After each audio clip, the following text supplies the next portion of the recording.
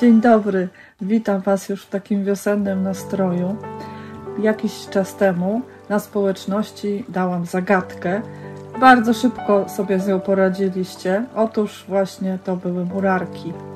Zakupiłam też już takie specjalne formatki dla nich, ale o tym opowiem później. Otworzyłam szklarnię. Słuchajcie, tak gorąco tu było. Patrzyłam na termometr. To prawie 40 stopni.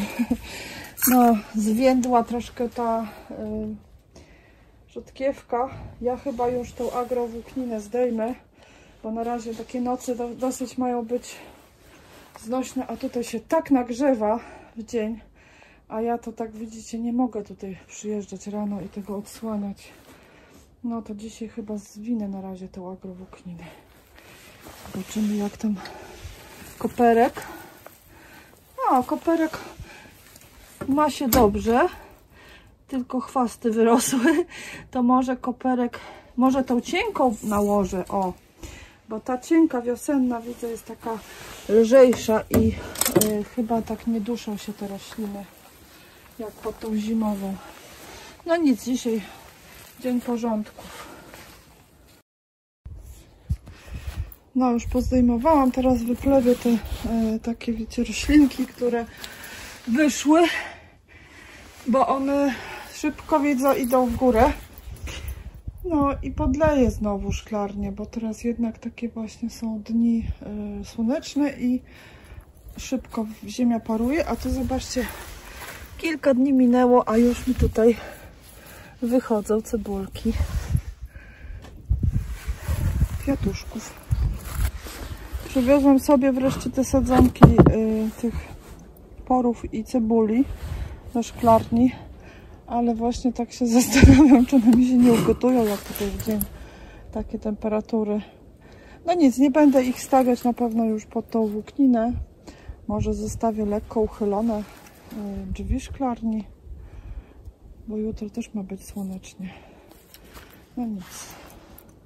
Zobaczymy.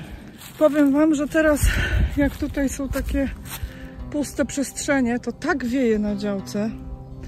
No i teraz mi jest przyjemnie w szklarni pracować. Się schowałam.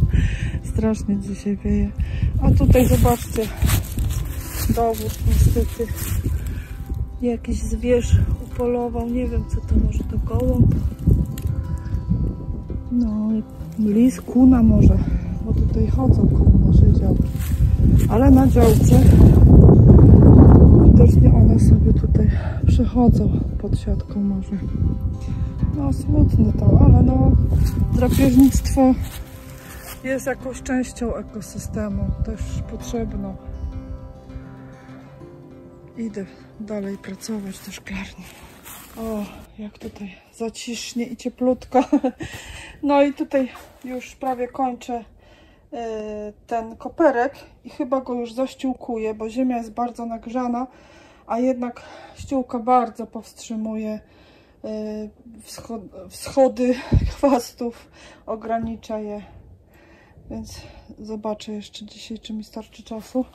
No i tutaj też jeszcze mnie czeka plewienie, bo chcę to zrobić, żeby już nie zarosły, bo bardzo szybko te, nie wiem co to za roślina, jak łopian, o, trzcina, a to nie wiem, z takich nasionek okrągłych to wyrasta. Trochę do takiego łopianu ma liście podobne.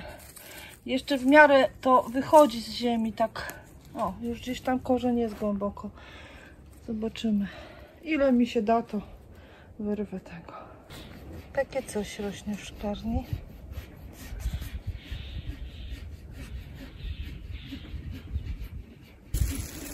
Dzisiaj jeszcze przyjechaliśmy domek dla murarek szykować. No, mąż tutaj deski powyciągał. Będziemy coś plecić. Znaczy on będzie. Ja będę plewić w szklarni. No, zobaczymy. Bo już niedługo trzeba wystawić murareczki.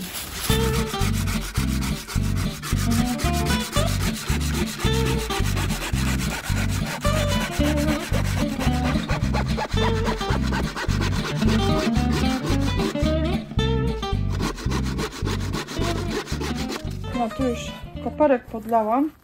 Tutaj co prawda nie mam nic zasiane, tutaj tylko z brzegu cebulki rosną, ale też podlewam. Jest tam, wiecie, głębiej wilgoć, ale na powierzchni już to wszystko wyparowało. I bardzo ważne jest, słuchajcie, żeby ziemia w szklarni była cały czas wilgotna, bo to, że nic nie rośnie, to nic nie znaczy tak naprawdę. Tam życie biologiczne się, wiecie, odbywa. Ja teraz jak wyrywałam te chwasty, to bardzo dużo dżdżownic było w tej głębszej warstwie. No i te dżdżownice, te wszystkie mikroorganizmy, bakterie potrzebują wilgoci. Jeśli będzie taka, wiecie, ziemia, jak tutaj z wierzchu, popiół, no to o, dopiero głębiej jest wilgoć. To powiem wam, że nie będzie życia w tej glebie i nawet jak sadzimy pomidory w maju, wtedy podlejemy, będzie mokro, to stracimy te tygodnie, gdzie to życie biologiczne mogłoby się w ziemi rozwijać. Nawet te chwasty, które tu rosły, też dawały życie biologiczne, bo korzenie roślin wytwarzają cukry i wtedy właśnie bakterie się żywią tymi cukrami. No ale ja tutaj chcę coś wysiać sobie, może właśnie jeszcze wysieję rzodkiewkę, następny rzut. No to sobie wyplewiłam. Ale właśnie pamiętajcie, żeby podlewać szklarnię, nawet jak nic nie rośnie. Cały czas utrzymywać wilgoć. No na zewnątrz, no to wiadomo, deszczyk nam to robi. Ale w środku szklarni też ważne, żeby właśnie była ziemia wilgotna. Dobra, idę zamiast tutaj gadać, podlewać. Powiem wam, że taka ziemia podlana, wilgotna, to zupełnie nawet pachnie inaczej. Wtedy wszystkie drobinki, jakieś tam patyczki dobrze się rozłożą, będzie próchnicy więcej. A jak jest sucha ziemia, no to niemożliwe te procesy są. No, chwila odpoczynku. Muszę się napić i popatrzeć sobie na piękny widoczek. Ogarnęłam szklarnię, mogę powiedzieć, jestem zadowolona. No i wiecie co, chwilę wytchnienia. O, jak dobrze. O, jak fajnie.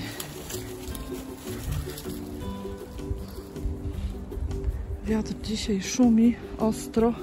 Przed chwilą wiewiórka była tutaj na drzewie. Mąż tutaj ten domek robi. Mąż tutaj robi ten domek dla murarek, a nad nim skakała ruda wiewiórka. Chciała zobaczyć, co on robi. Może gdzieś tam się nagrało, to wam pokażę. Strasznie wieje dzisiaj. Chyba idę z powrotem do szklarni.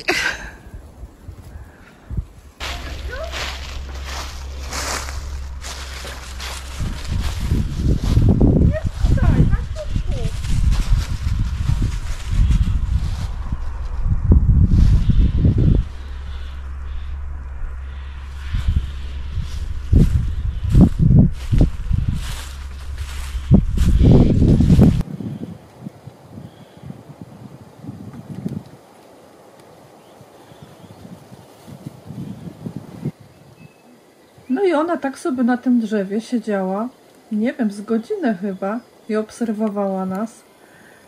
Była bardzo taka oryginalna, powiem wam, bo myśmy we Wrocławiu widzieli wcześniej w parkach takie wiewiórki bardziej rude, jaśniejsze i o wiele mniejsze. Ta była bardzo duża, nawet przez chwilę myśleliśmy, że to jakaś kuna, no ale kuny tak wysoko nie skaczą.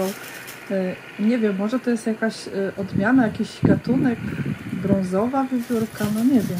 Taka ciemniejsza była. No i bardzo nam się tak uważnie przypatrywała. Nasz pies też ją zauważył, no i był bardzo podekscytowany jej wizytą. I ona ewidentnie, wiecie, przyszła do nas z lasu, tak jakby zaciekawiona, nie wiem, odgłosami, co tam się dzieje. No jest prześliczna, no zobaczcie. Ma takie futro bardzo gęste, takie jeszcze widać pozimowe, ale nie jest taka wystrzępiona, bo właśnie często w parkach wiewiórki przez to, że walki toczyły z sobą, to były takie wystrzępione, a ta normalnie taka rasowa jest, że byliśmy w szoku. No przepiękna. I te uszka ma takie, bardzo czujna była. Nie mogliśmy się napatrzeć, aż wszelkie prace przerwaliśmy. I ona na nas patrzyła, my na nią.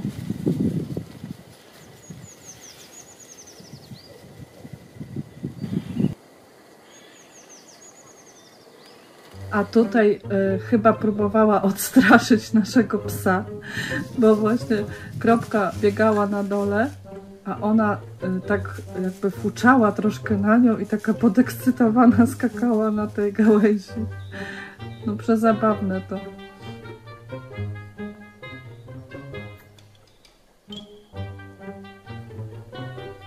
Patrzcie, jaka ekscytacja.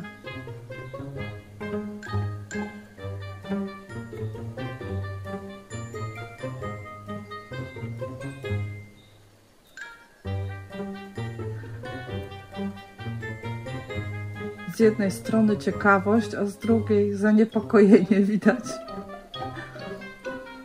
I puszy tak ogon, żeby większa być.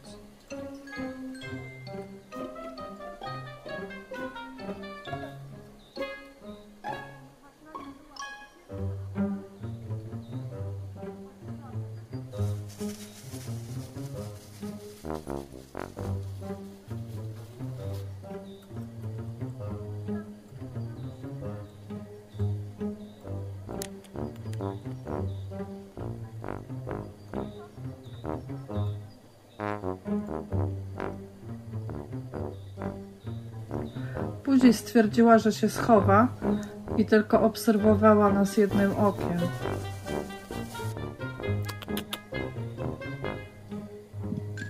No, dość inspekcji. Orzechów nie dali, więc wracam, stwierdziła. Ale tak swoją drogą chyba powiesimy jakiś taki karmnik, bo ja pierwszy raz widziałam wiewiórkę u nas na ogrodzie. No zobaczcie, jak ona sunie po tych drzewach, jak jakaś małpka, jakby latała. No wspaniałe zwierzątko. No i właśnie taki karmik chyba mi zawiesimy z orzechami. No zaraz wstawię sobie te sadzonki. Tu patrzcie, pół wiadra tych drobnych chwaścików. Ręce brudne, bo to nawet w rękawiczkach ciężko było, wiecie, powyrywać. No i szklarnia teraz wygląda tak. Podlana, troszkę tak, wiecie, od wody te roślinki klapły, ale będzie super. No i będzie teraz ładnie wszystko rosło. Tu koperek. Tam jeszcze sobie chcę posiać właśnie rzodkiewkę na drugi zbiór. No i coś tutaj jeszcze wsieję, może właśnie drugi koperek. Wiecie, do maja trochę czasu, nie? Dzisiaj nie będę przykrywać szklarni tymi agrowłókninami, bo jest ciepło. W nocy ma być, wiecie, na plusie chyba plus 1-2 stopnie, no to chyba nie będzie źle. To już są zahartowane rośliny, a ja jutro rano nie mogę przyjechać, a też będzie podobna sytuacja, że będzie słońce ostre. No i ta szklarnia tutaj widzicie, jak się nagrzewa. To bez tej włókniny będzie im lepiej. No i wszystko dzisiaj się Tyle narobiłam. Jeszcze zostanie mi, wiecie, przetrzeć tą szklarnię. To jeszcze póki pomidorów nie ma, bo są takie przykurzone te poliwęglane. Ja na jesień ich nie myłam, nie czyściłam. Ja uważam, że w ogóle chyba najlepiej wiosną to robić, przed sezonem, bo jeszcze przez zimę się pobrudzi, pokurzy, jakieś robimy prace porządkowe, no to ta szklarnia wtedy jeszcze się brudzi. A tak to sobie teraz na wiosnę to umyję ten poliwęglan od środka. No i to będzie na dzisiaj chyba tyle. Jeszcze chyba będziemy ten domek montować. No zobaczymy, jak z czasem będzie. To na razie się z wami, kochani, żegnam.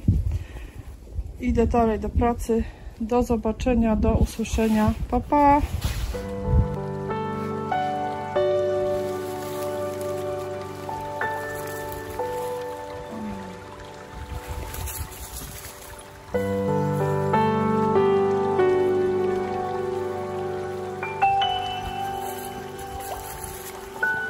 Dobry pies.